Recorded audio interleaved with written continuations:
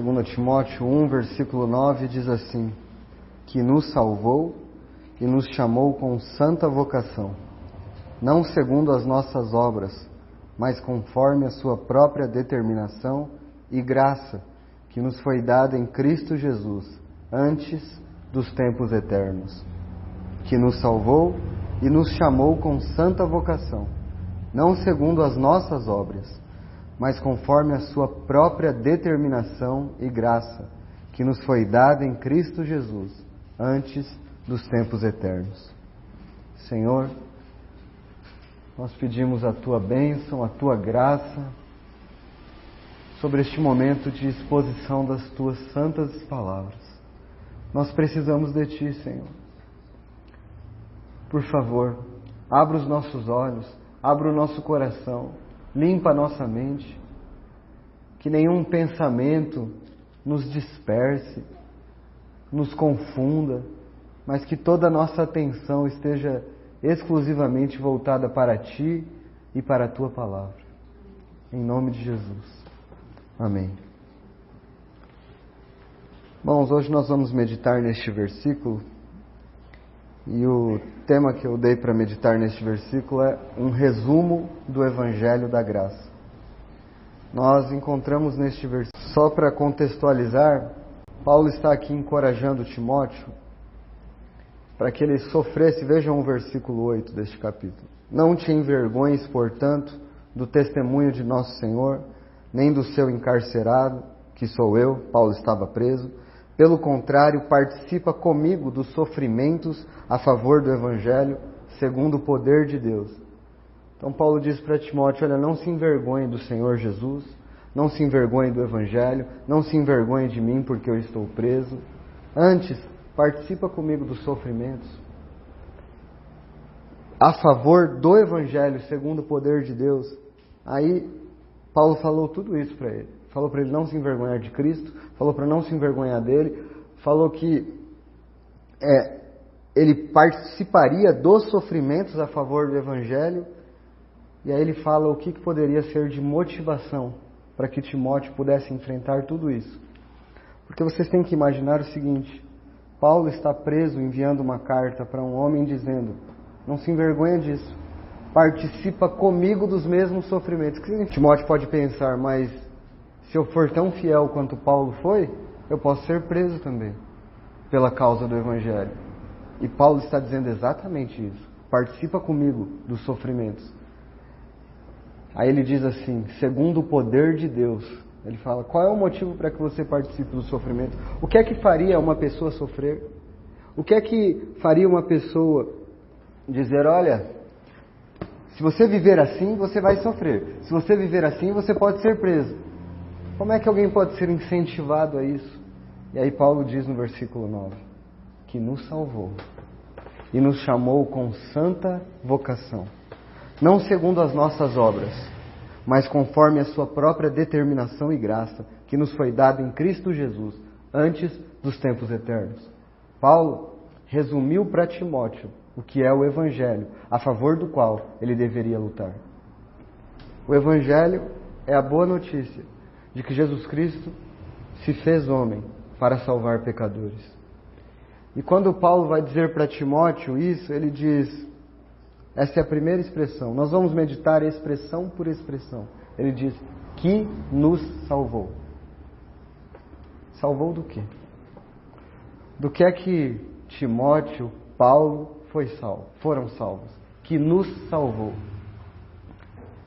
No Evangelho de Mateus, não precisam abrir, capítulo 1, versículo 21 é dito: e o seu nome será Jesus, e ele salvará o seu povo dos pecados deles. Pode ser que você já tenha me ouvido repetir muitas vezes essas coisas, mas a obra de salvação de Deus é salvar o seu povo dos pecados. Os homens, todos eles, carregam uma culpa impagável. Só há um jeito de que essa culpa seja paga: que alguém o substitua, alguém perfeito, que seja tanto Deus quanto homem, capaz de substituí-los. E é isso que o Senhor Jesus Cristo é. Como Deus, Ele assume as exigências de Deus. E sua morte tem um valor infinito para poder salvar os pecadores. Como homem, ele é Deus e homem. Como homem, ele pode substituir a mim e a você.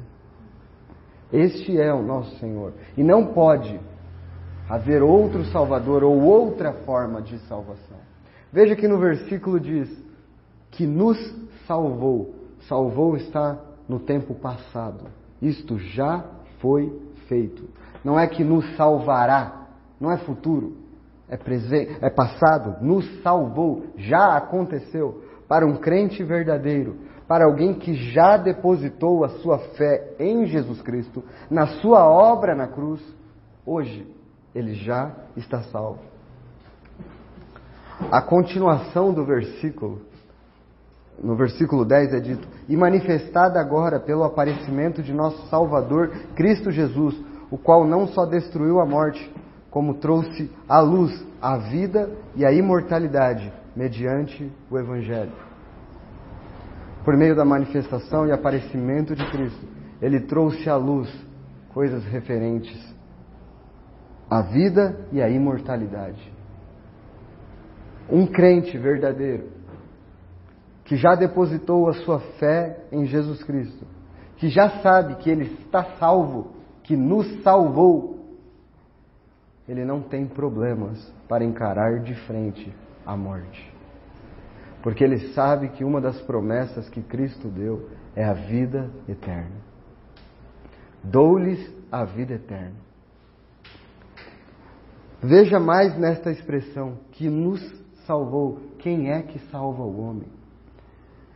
O homem precisa fazer alguma coisa para ser salvo.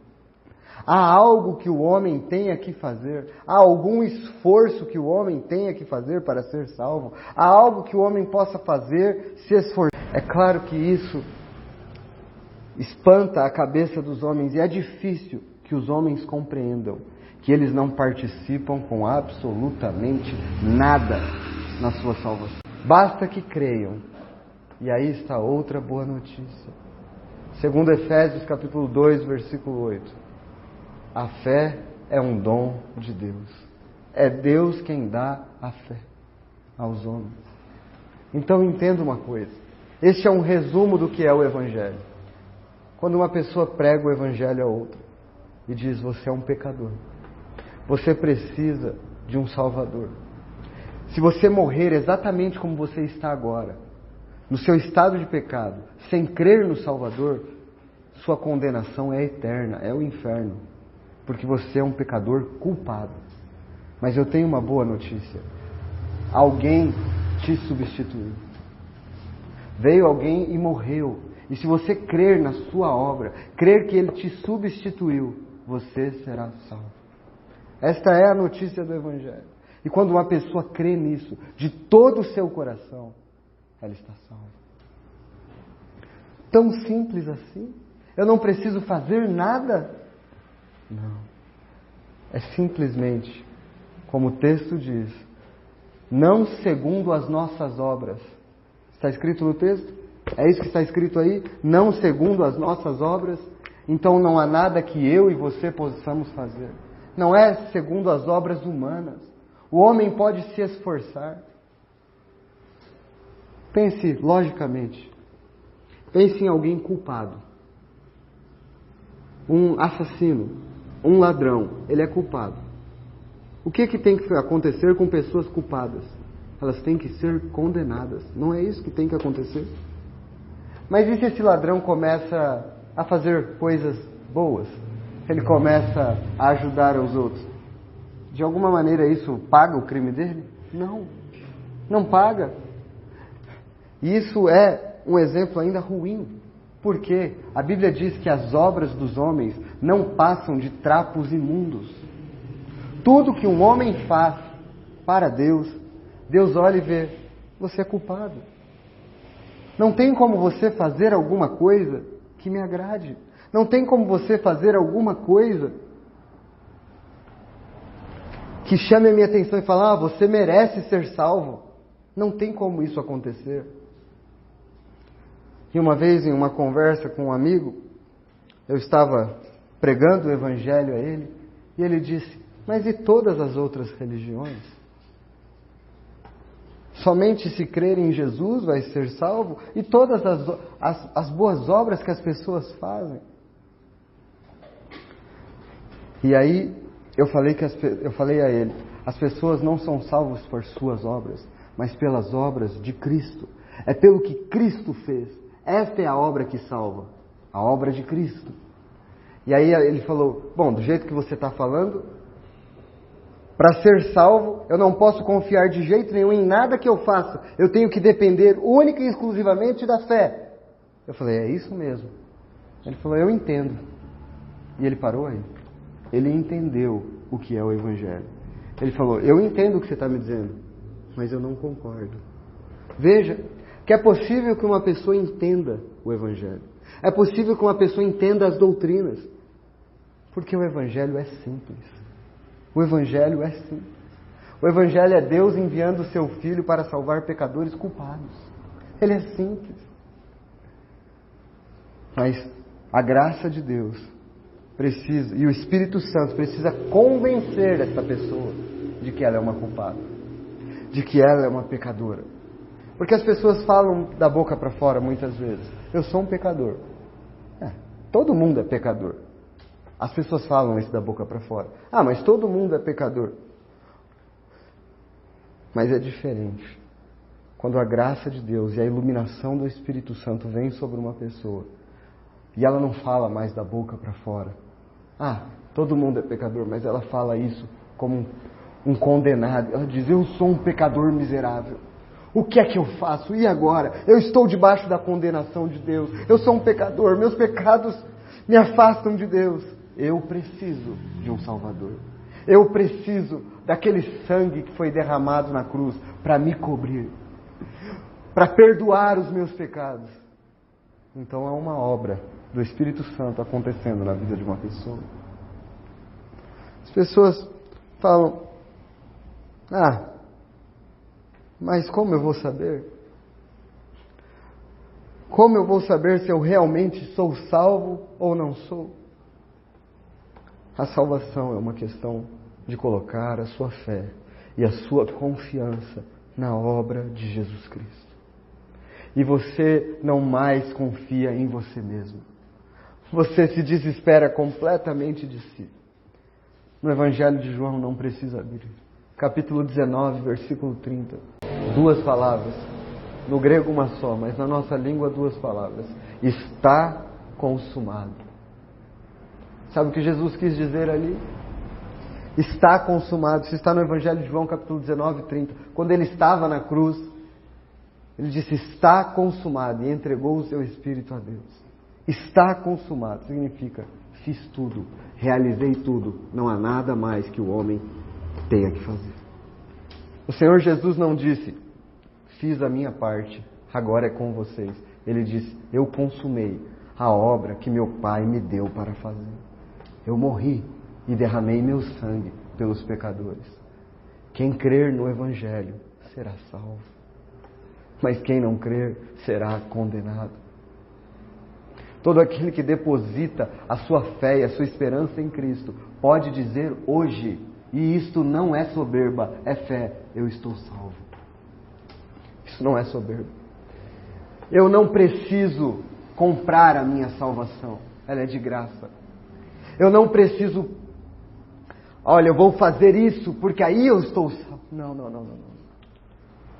Eu vou crer no que Ele fez, e aí eu estou salvo. É isso que o texto diz. Porque se o texto diz, não segundo as nossas obras, é segundo a obra de outra pessoa. Que nos salvou e nos chamou, é a próxima expressão que nós vamos meditar. E esse versículo é maravilhoso. Ele é realmente um resumo do que é o Evangelho. Que nos salvou e nos chamou com santa vocação. Veja a sequência aqui. Nos salvou e nos chamou com santa vocação. As pessoas tentam inverter estas coisas. As pessoas tentam dizer o seguinte, não, eu preciso ainda ser uma melhor pessoa. Eu ainda não cheguei lá. Mas aqui não diz que me chamou e eu fiquei santo, então Ele me salvou. Não é o que o texto diz. Não é o que o texto diz. E Ele salva pecadores miseráveis, exatamente do jeito que eles estão. As pessoas têm essa tendência de achar que podem dar uma mãozinha para Deus e falar: não, eu ainda não estou preparado. Eu ainda não estou preparado, eu ainda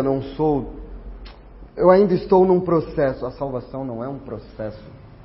Nos salvou, é Cristo que salva e pronto. Quando eu coloco a minha fé em Cristo, eu já estou salvo. A santificação pode ser um processo, a salvação não. A salvação não. Uma vez salvo, eu sou salvo para sempre.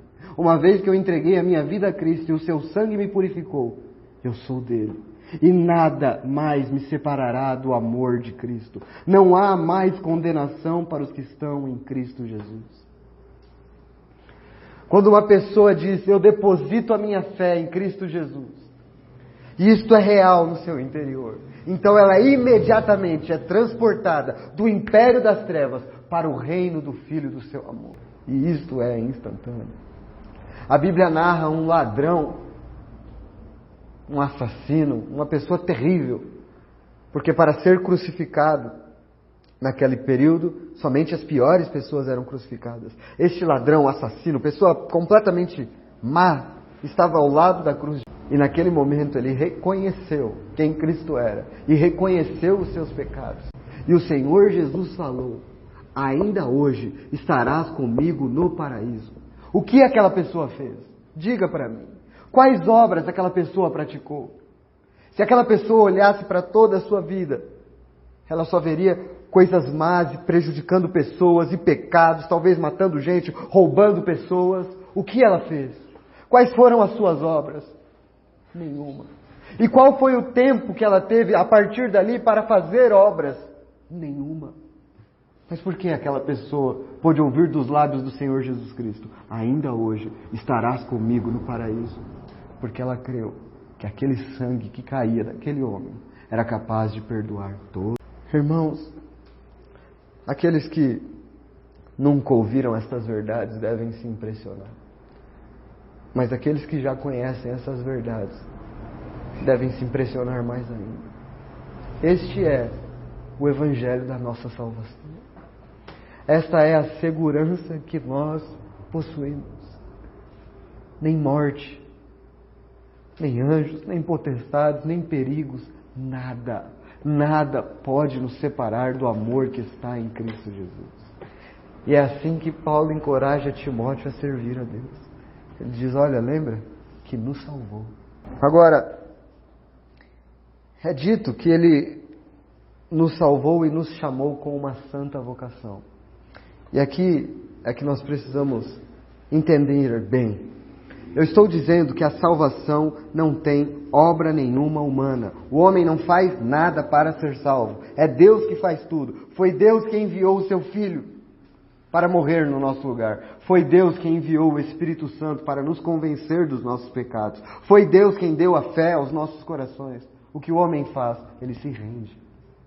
Ele diz: eu me entrego. Tu és meu Salvador. É isso que o homem faz. Ele não participa. Mas depois é dito que Ele nos chamou com uma santa vocação. Aqueles que foram salvos, eles terão um andar santo. Mas veja, irmãos, prestem atenção nisso. Ninguém é salvo pelo que faz. Ninguém é salvo pelo que faz.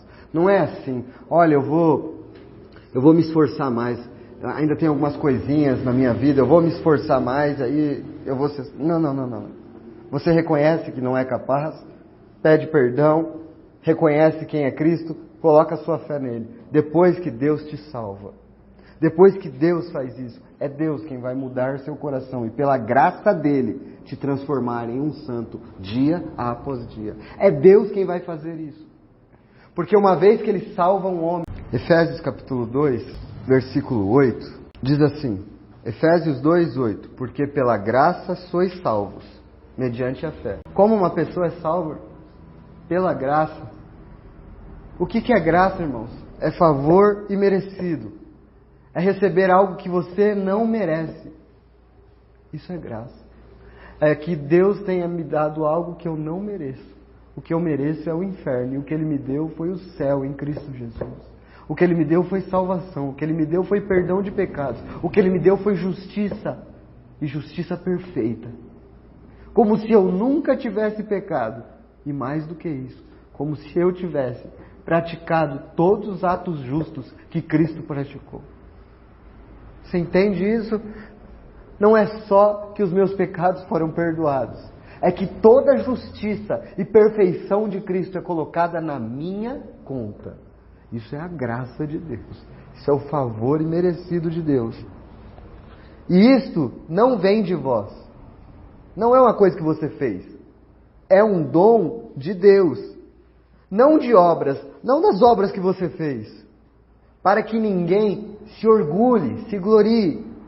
Agora o versículo 10 diz: pois somos feitura dele, criados em Cristo Jesus para boas obras, as quais Deus de antemão preparou para que andássemos nelas. Então assim, ninguém é salvo pelas obras que pratica. Mas uma vez que uma pessoa é salva, Deus vai fazer com que ela pratique boas obras. Você entende a diferença? É muito importante que você entenda isso. E eu vou repetir. Ninguém é salvo pelas obras que pratica. Mas depois que Deus salva um homem, Ele faz com que esse homem pratique boas obras. Porque Deus muda o coração deste homem. Porque Deus muda a mente deste homem. Porque Deus dá uma nova motivação. Porque o Espírito Santo, que vem habitar em nós, trabalha constantemente em nossas vidas. E se alguém realmente nasceu de novo, esta obra do Espírito nunca para. Nunca para. E é o Espírito Santo que continua até hoje e vai fazer até a vinda de Cristo, te levando a se arrepender dos seus pecados, te levando a se humilhar diante do Senhor. É muito importante que uma coisa, quando você planta uma árvore, pede qualquer coisa, você planta lá uma semente de maçã para nascer uma macieira, que fruto que vai dar aquilo? Maçã. Você plantou uma árvore. Quando Deus coloca fé no coração de um homem, Ele mesmo é o responsável para que aquela árvore dê os frutos que glorifiquem a Deus. E é a graça que faz. Murilo, será que você não está inventando isso? Não. Será que é assim mesmo? Não tem o homem aí? É Deus que faz esse trabalho. Abram em Tito. Tito é depois de Timóteo, que nós já estávamos antes. Tito 2:11. Veja, a epígrafe linda, não é inspirada, mas é um subtítulo maravilhoso. Os gloriosos benefícios da graça salvadora de Cristo. Porquanto a graça de Deus se manifestou salvadora a todos os homens. Então, quando a graça de Deus se manifesta e salva um homem, o que a graça de Deus faz? Versículo 12 diz: educando-nos para que, renegadas a impiedade e as paixões mundanas, vivamos no presente século sensata, justa e piedosamente, aguardando a bendita esperança e a manifestação da glória de nosso grande Deus e Salvador, Cristo Jesus, o qual a si mesmo se deu por nós, a fim de remir-nos, ou de nos purificar, de nos perdoar de toda a iniquidade, e purificar para si mesmo um povo exclusivamente seu, zeloso de boas obras. Vocês entendem o que está escrito aqui, irmãos? O que está escrito é que quando a graça de Deus se manifesta e salva um homem, esta graça, ela continua trabalhando. E ela trabalha neste homem para educá-lo. E ela vai educando este homem para que ele renegue a impiedade. Então, quando alguém é salvo, ele começa a sentir nojo das coisas que eram normais antes de fazer. E a graça de Deus começa a educá-lo para que ele renegue tudo aquilo que é ímpio. Mas veja, este é um trabalho da graça. Não é o homem que não foi salvo e está dizendo assim, não, eu vou me esforçar, eu vou conseguir. Não, é o homem que foi salvo pela graça, que agora tem a graça de Deus trabalhando nele. E esta graça é que vai educá-lo a renegar a impiedade, as paixões mundanas e viver agora de maneira sensata, justa e piedosamente. Não é perfeição, nunca será perfeição, mas é um constante trabalhar da graça de Deus. E o que a graça faz? Ainda mais. Ela faz com que estes homens que foram salvos aguardem a bendita esperança e a manifestação da glória do nosso grande Deus e Salvador Cristo Jesus. Entenda então que quando um homem é salvo, a graça trabalha nele, a graça educa e a graça faz outra coisa. Ela faz com que este homem perca, vez após vez, isso é um trabalho, é um progresso, a graça vai trabalhando para que ele perca os interesses pelas coisas deste mundo e comece a aguardar. E cada vez mais aguardar, e cada vez mais esperar, e cada vez mais desejar. Volta logo, Senhor Jesus. Volta logo. E esse trabalho da graça é contínuo. E a graça vai trabalhando. Você às vezes escorrega, irmão. Você às vezes ainda se enreda com as coisas deste mundo. Você às vezes ainda tem coisas lá, você ainda ama muito as coisas deste mundo, mas a graça de Deus vai trabalhando. A graça de Deus vai quebrando o nosso duro coração. A graça de Deus não para. O Espírito Santo não para. Até que haja um verdadeiro, ora vem, Senhor Jesus. Este mundo não tem nada para mim. Eu aguardo a esperança da sua vinda. Porque o Senhor se deu por... E esse é o trabalho do Senhor. Nós não vamos abrir porque são muitos textos, mas eu vou falar apenas, tá? O texto que nós estamos estudando diz que nos salvou e nos chamou com santa vocação. É isso que nós meditamos até agora. Há outros textos na Bíblia que falam que a nossa vocação, ou o nosso chamado, ele é santo, esse é o primeiro, santa vocação. Em Hebreus 3:1 diz que é uma vocação celestial. Então o nosso chamado é para as coisas celestiais e não para as coisas desta terra. Por isso é maldito o evangelho que se prega sobre as coisas deste mundo. Porque a igreja não foi chamada para as coisas deste mundo, você vai conquistar, você vai ganhar isso. Não. O chamado da igreja é celestial, a esperança da igreja é celestial. Nós aguardamos dos céus o nosso Senhor. Essa é a esperança da igreja. Não são as coisas deste mundo. E em Filipenses 3,14 diz que o chamado é soberano. Vocação soberana significa que Deus, por sua exclusiva vontade, chamou a você, porque Ele quis chamar. Isso não é maravilhoso? Não é maravilhoso que Deus um dia tenha aberto a porta do seu coração para que você entendesse o Evangelho? Não é maravilhoso que Ele tivesse quebrado a dureza do seu coração e iluminasse a sua mente para que você entendesse as verdades do Evangelho? Qual é a diferença de cada um que está sentado aqui para o ladrão, assassino, Hitler, Mussolini, quem quer que seja? A única diferença, ou desse louco da Rússia agora, qual é a diferença? A graça de Deus. A graça de Deus um dia ter aberto o nosso coração para entender o Evangelho. E o que é que você tem que fazer, amado irmão, que crê nisso? Pregue o Evangelho. Fale para as pessoas que Cristo salva.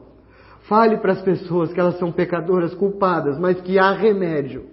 Elas carregam um câncer terminal, mas há alguém que pode salvá-las.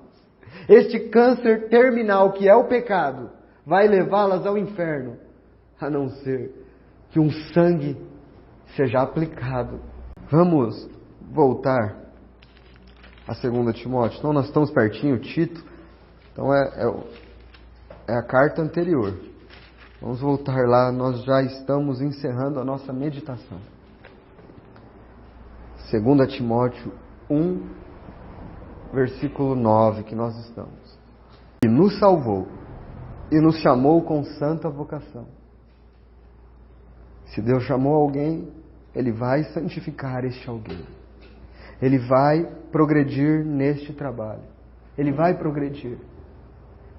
É o que o texto diz, que nos salvou e nos chamou com santa vocação. Não segundo as nossas obras, não é segundo o que a gente faz, mas conforme a sua própria determinação e graça, que nos foi dada em Cristo Jesus. Você entende o que está escrito aqui? Conforme a sua própria determinação e graça, que nos foi dada em Cristo Jesus. E ainda continua, antes dos tempos eternos. Você entende o que está escrito aqui? Antes dos tempos eternos, Deus determinou, por sua graça, que nos salvaria e que nos chamaria em Cristo. Eu não havia nascido, eu não havia praticado nem bem nem mal, mas Deus, por sua própria determinação e graça, escolheu a mim para salvar e para me chamar com uma santa vocação.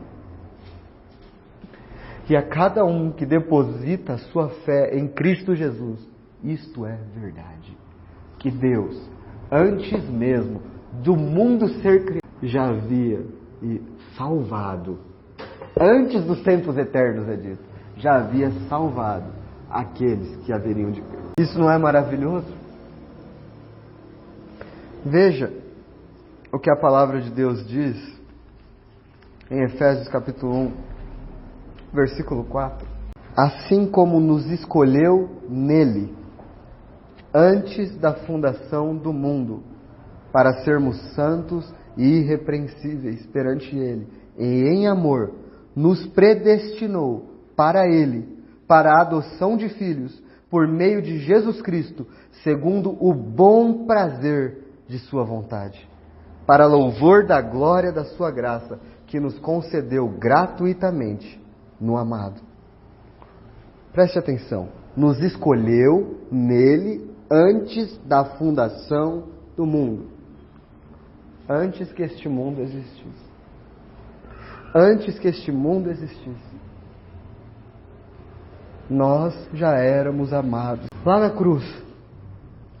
na cruz, quando ele disse está consumado, tudo foi completo, ele já sabia aqueles que ele estava salvando. Lá na cruz, ele carregava no peito o nome de cada um dos seus. É possível perder uma salvação dessa? Como?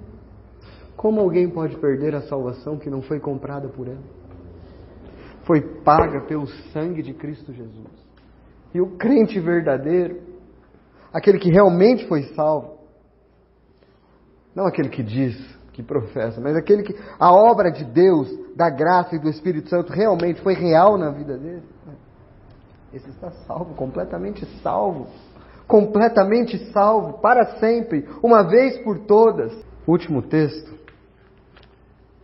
1 Pedro.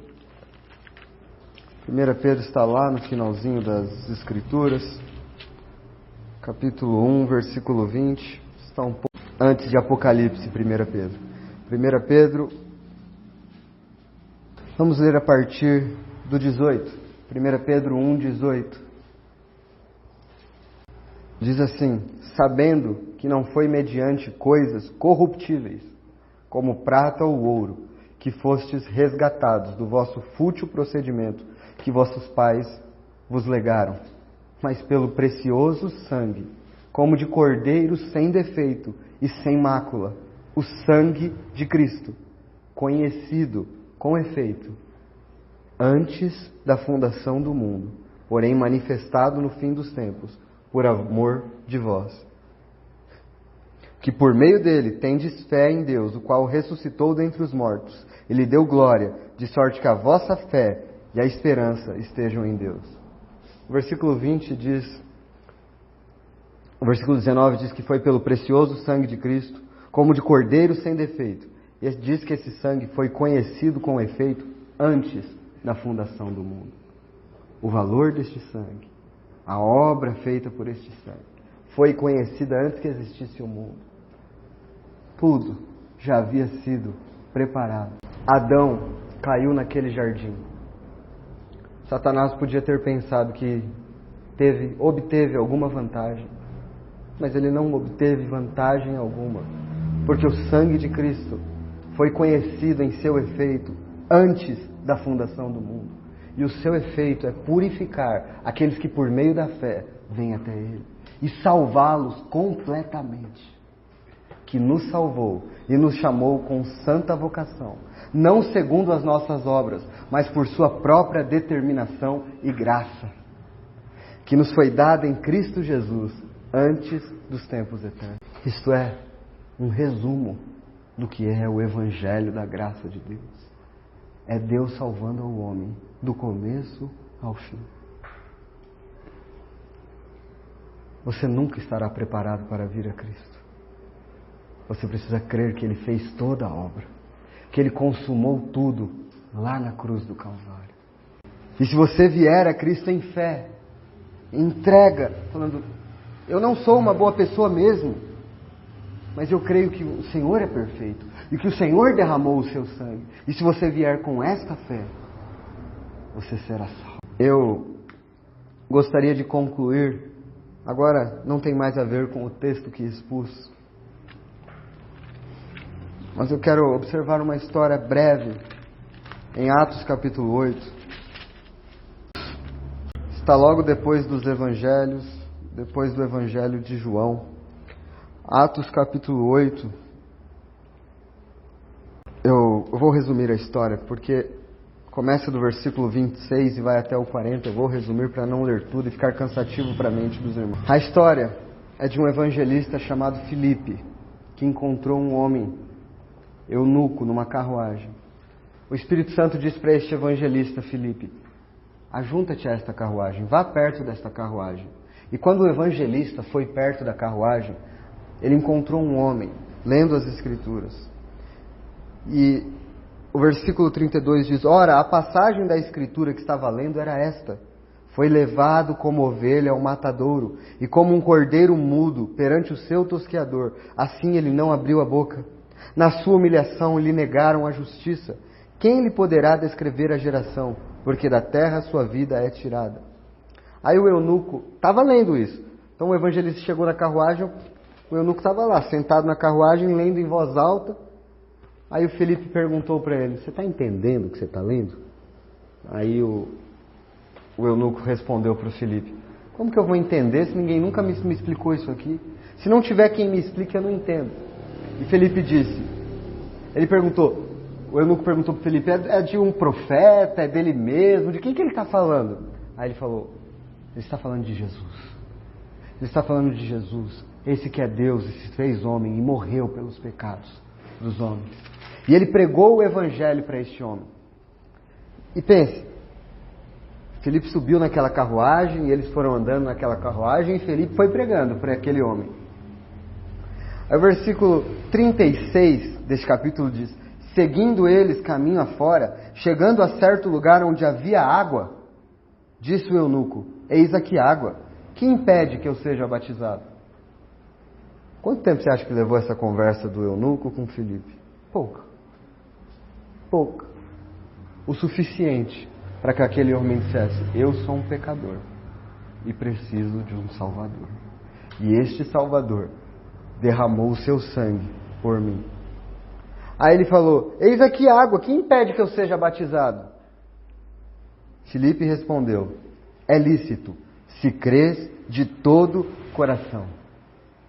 E respondendo ele disse, creio que Jesus é o Filho de Deus. Então mandou parar o carro, ambos desceram a água e Filipe batizou o eunuco. A pergunta que ele fez é, ali tem água, o que me impede de ser batizado? Filipe só fez uma pergunta, você crê de todo o coração que Jesus Cristo é o Filho de Deus e que morreu pelos seus pecados e que derramou o seu sangue por ti? Você crê na mensagem que eu preguei? Creio. Nada te impede, é lícito. Eles desceram e ele foi batizado. Se você crê na mensagem do Evangelho, se você crê na graça salvadora de Deus, se você crê no que o Filho de Deus fez, o batismo é apenas um símbolo. É a mostra de que você realmente crê nisso. É uma obediência pública, eu disse, em que você está dizendo, eu reconheço. Eu reconheço que Cristo é meu Senhor. Eu reconheço que eu sou um pecador e que eu preciso dele. E você clama pelas águas e diz, ali tem água, o que me impede? E significa que você está morrendo para o mundo, para viver para Deus. É isso que significa. Significa que você é uma pessoa perfeita? Nunca será. Mas significa que você reconhece que é um pecador e que precisa de um Salvador perfeito.